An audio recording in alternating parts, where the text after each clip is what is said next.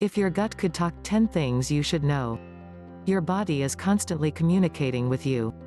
Come learn the language of your gut. Behind the curtain, our gut is responsible for putting our body into working order. As it breaks down the foods we eat, our gut absorbs nutrients that support our body's functions, from energy production to hormone balance, skin health to mental health, and even toxin and waste elimination. In fact, about 70% of the immune system is housed in the gut, so making sure our digestive system is in tip-top shape can be key to addressing many of our bodily woes. But how do we translate our gut feelings into health solutions? Your gut may not be a literal voice, but its functions communicate in a form of code.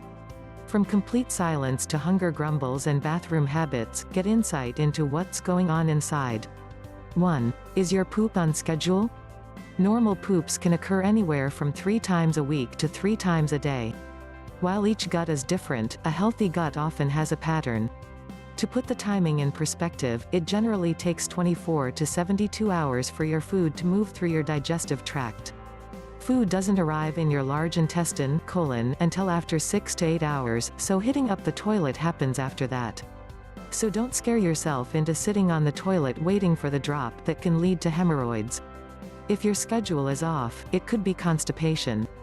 Constipation has many causes, from dehydration or low fiber to thyroid issues, but your best bet is to check your diet first.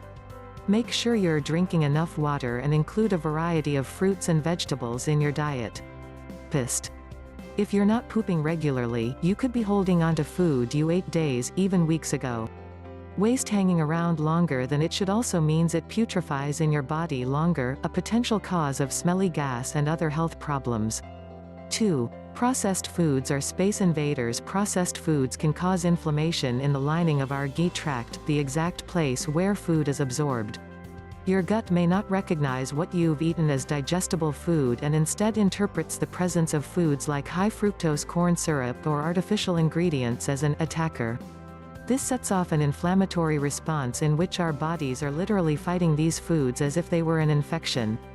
Sticking to more whole foods, such as whole fruits, veggies, and unprocessed meats, can lower the stress this creates on your body.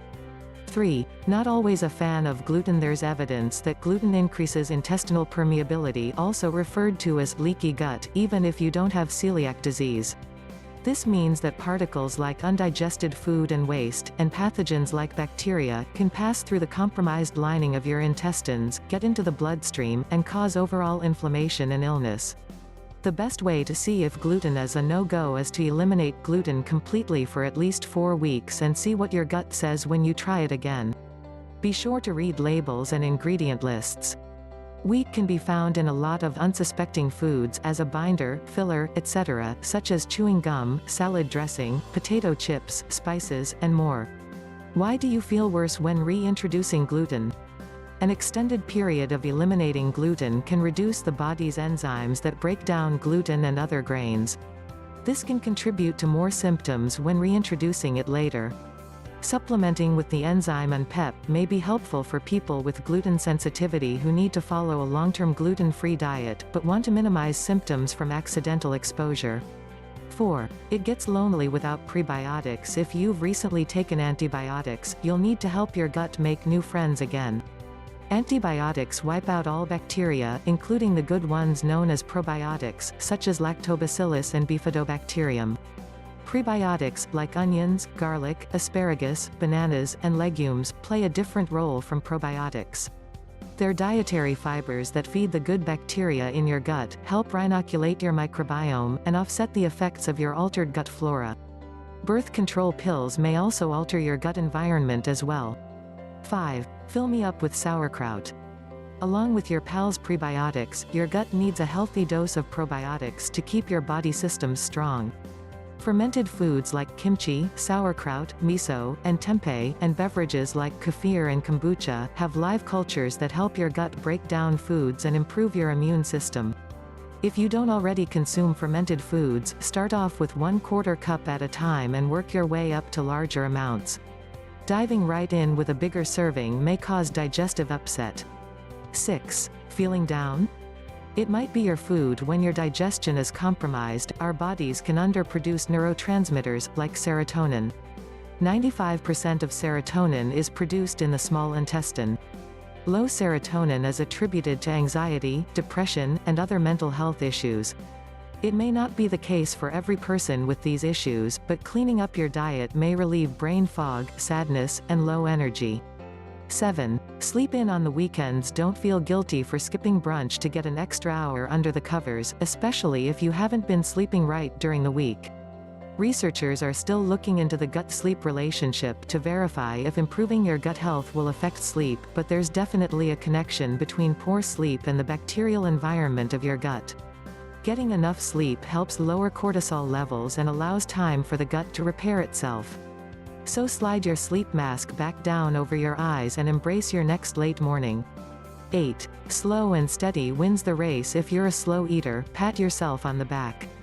Taking time to chew your food actually helps jump-start the digestive process. As you break down your food into smaller pieces with your teeth and stimulate saliva production, you also signal to the rest of your body that it's time for the digestive system to get to work. 9. Relax your mind to reset your gut. The more relaxed you are, the better you'll be able to nourish your body, and we're not just talking about digestion. Stress can change your gut, turning it into a butterfly cage of discomfort. Research shows that taking the time to meditate can help ease symptoms of gut disorders. For an extra mindful boost, learn which specific probiotic strain is right for your mood. 10. No news is good news. If you haven't heard from your gut in a while, you're eliminating regularly, and haven't been dealing with any bloating or abdominal pain, you're doing just fine. If it could talk, it would thank you for keeping it nourished and healthy, and for creating a stress-free environment for your body to thrive. Click link below the description.